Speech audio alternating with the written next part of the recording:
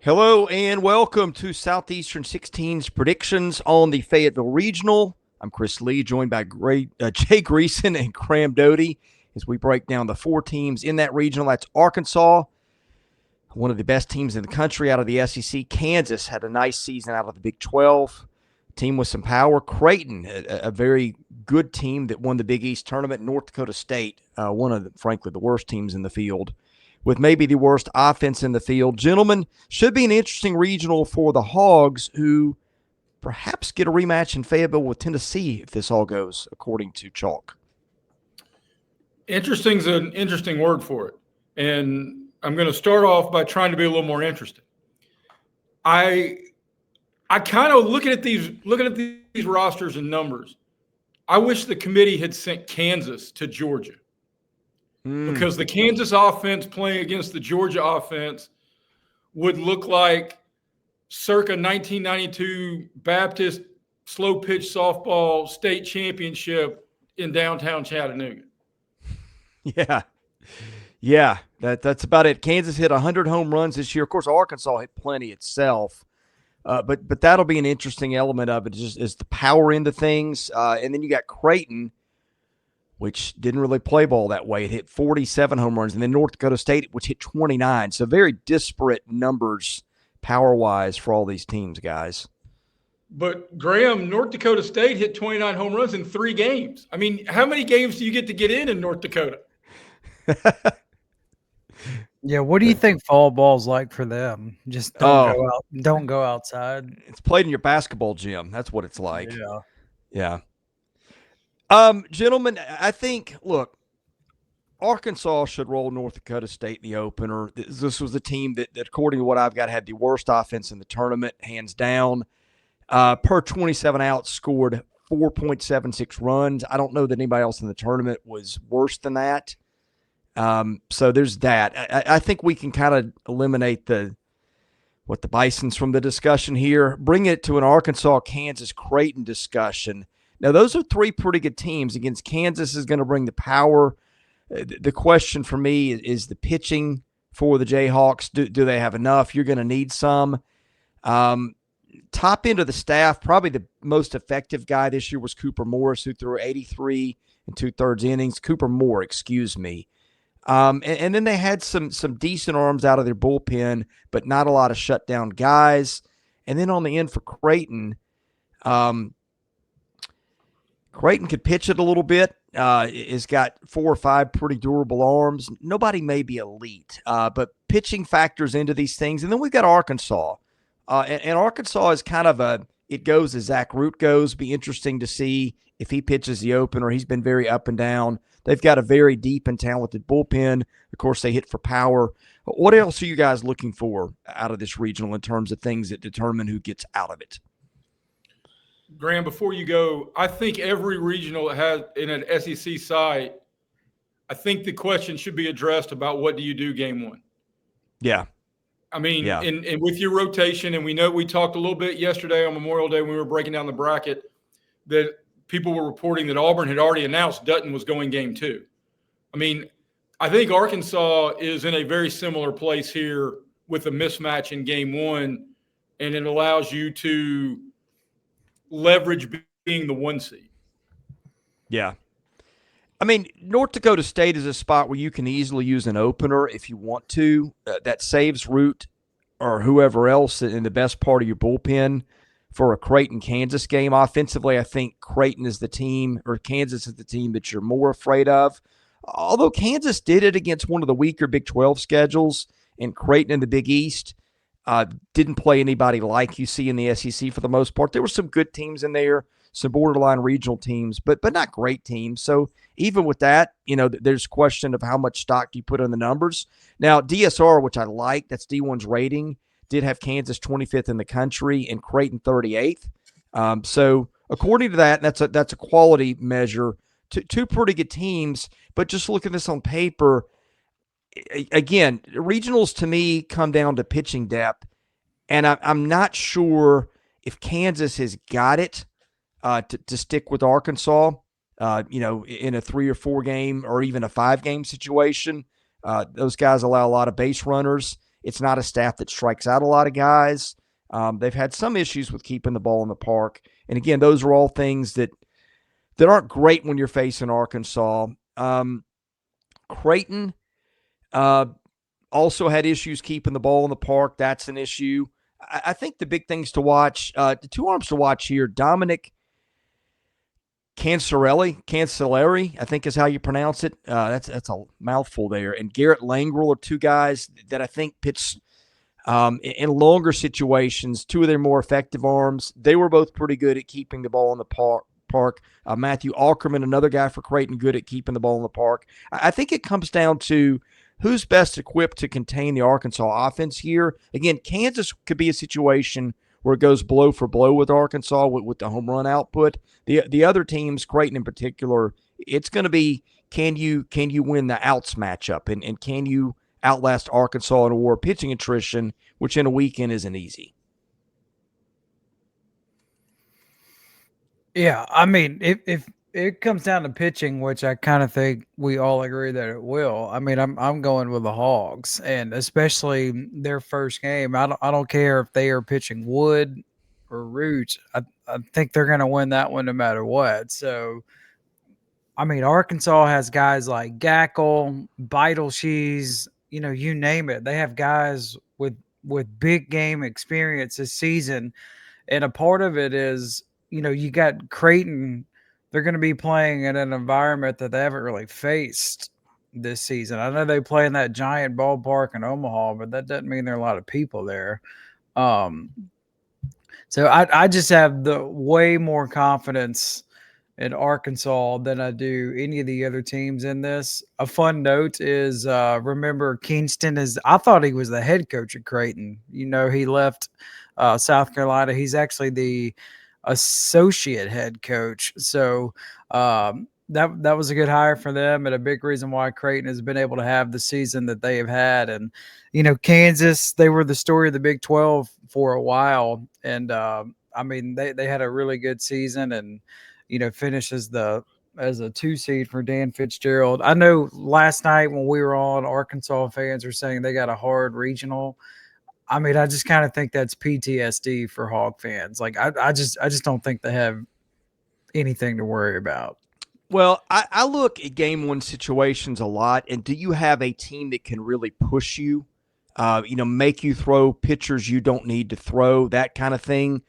Offensively, North Dakota State, again, may be the worst team in the tournament. Pitching-wise, nobody really jumps off the page. Well, I mean, they got Nolan Johnson, their starter, who had pretty decent numbers, but had a 4.14 ERA. They've got, I guess, a long guy in Danny Lackenmeyer guy out of their bullpen. Like, that's the squint and can see it kind of situation. Lachenmeyer is the only guy that's really a strikeout guy. So to me, it's all how you start. Like, what do Creighton and Kansas do to each other in the opener? How much pitching do they use? I feel like Arkansas is going to come out of that spot on Friday night in pretty good shape. And if you don't throw Root, then you've got Gackle, you got Beidelschies. I mean, you could even go with an opener situation. I don't know what Dave Van Horn's tendencies have been. You've still got Will McIntyre back there, who was good late in the season. He's an experienced arm. I just look at this, guys, and we haven't talked much about the Arkansas offense. I do think they need to get Charles Davalon going a little bit better. You got the Aloy brothers that are just persistent power threats. Kozeal, Iredale, Helfrich, just guys that can hit through power up and down the lineup. You're pretty much good at every spot. But to me, again, it comes down to pitching. And I think if game one is sort of a throw-off game where you can win it without breaking much of a sweat, it just becomes hard for me to see how somebody else knocks Arkansas off in its own ballpark. Agreed. I'm just sitting here rooting to have a meaningful moment in the series between Beidelschies and Cancelleri so that we can reunite the axis of evil in the European theater around this Memorial Day holiday. Lots of I tell owls. you the thing that the hallmark here, the line item that Arkansas does, and it's funny that they get Kansas and its offensive showings and Creighton its inability to pitch. Arkansas is as good as you are at whatever your strength is. and they are better than you are at whatever your weakness is. Yeah. And that traditionally, you're right. It's about pitching, and it's going to be about matchups, and it's baseball. Somebody can boot a ground ball, or Kelly Lee can get thrown out at home because he runs through a stop sign, and those things happen. And then everybody's spraying red stripe on everybody, and there's like a legal investigation. How big of a TMZ story would Buttermaker bringing red stripe to the dugout be in this day and age? But Arkansas is they're not just balanced, they're balanced with good and good plus. And they're going to have the best defense in this regional too. I mean, they're right behind Vandy in the SEC in that area. So, they're going to have the best defense. One unusual thing, and this is a new trend because Mike Bianco got asked about it yesterday. Arkansas has elected to play in the first game of the day. So they're going to play at 2:00. Like Ole Miss head coach Mike Bianco was asked about it, and he said, "Yeah." He said, "I don't know why that's a new trend, but it is like within the last 5 years." And Mike Bianco's thought process is, number one, it's going to be hot in this part of the country. Number two, he said, we always play on Friday nights. And he said, I want the place as packed as possible. Why would I want to play at Friday afternoon and potentially like limit the crowd? So those were his thoughts. But Arkansas is going the route where they're playing at 2:00 against North Dakota State. Maybe they want the heat to their advantage. Not that they need any advantages. I think they're going to win no matter what. Yeah, I don't think it matters if they play North Dakota State on the moon. I think, to me, all carries there. It does, which probably favors Arkansas there too. But the only thing I can think is maybe if you get Kansas and Creighton locked up late into the night in the game or later into the night, their bullpens have got a little less rest coming into a game two, which is usually the most important one in a tournament. That's all I've got there, guys. The only other thing I would add is the weather unknowns across the South in May. So if you start at 2 and there's a 5-hour rain delay, then you're playing at 7 as opposed to going at 7 and then going to midnight. Yeah. I just feel like, guys, unless I can find a good reason, and I think Creighton's pitching could present a problem. I think the most likely path to Arkansas getting beat in his own regional is Kansas winning one of those, 13-11 games on a Saturday night. And they do have Jackson Hauge, or Haig, I guess it is, 19 home runs. Brady Ballinger, 16. Brady Counsell hit 12. And they've got a lot of other guys that were in the 8 and 9 range too. I guess the nightmare scenario is you get a bad day from your bullpen and, Kansas gets to save a little pitching. But I think even in that scenario where Arkansas loses one of the first two, I still think Arkansas's pitching depth is enough to get it out of the regional. And I just have a hard time, especially with a guy like Will McIntyre, who can give you 6 good innings on a moment's notice. We've seen him do it so many times throughout his career. If it goes wrong for Arkansas, that might be the player in this regional I can circle, is who can eat innings. And he's been really good when he's pitched this year. And he's a guy that's been there forever too. Right. So he's pitched in big moments. Which is what you want in that spot. I just keep coming back to every plausible path I find for how this goes. All points back to Arkansas. Do we have any disagreement here? No, I completely agree with you. The one Chris, you and I talked about in the green room about numbers that count. The one thing that jumped off the page to me were not the numbers offensively. Kansas they played like 58 games. They have 8 everyday players who made 49 or more starts. This has been a team that has remained amazingly healthy. They've seen it all together and is experienced. And that, I don't think there's a snowball's chance on the moon. Again, moon reference. Some people call me a lunatic.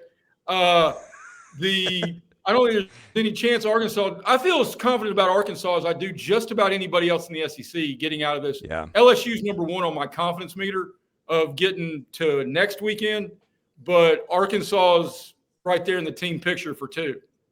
Yeah. Yeah.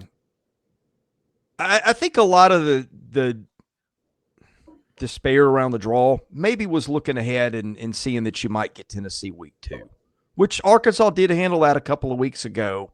But everybody knows Tennessee can erupt at any moment and pretty much beat anybody. So anyway, that might have been part of the anxiety. But anyway, we'll have everybody covered throughout the regional. We'll do live broadcasts. We're having previews of all 13 regionals involving SEC teams.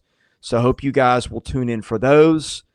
For Jay Greeson, Graham Doty, I'm Chris Lee. Thanks for watching. Be sure to leave us a rating. Subscribe if you don't mind. That's free. Helps the channel. Thanks for watching. God bless you guys. We'll see you again soon with more baseball content at Southeastern 16.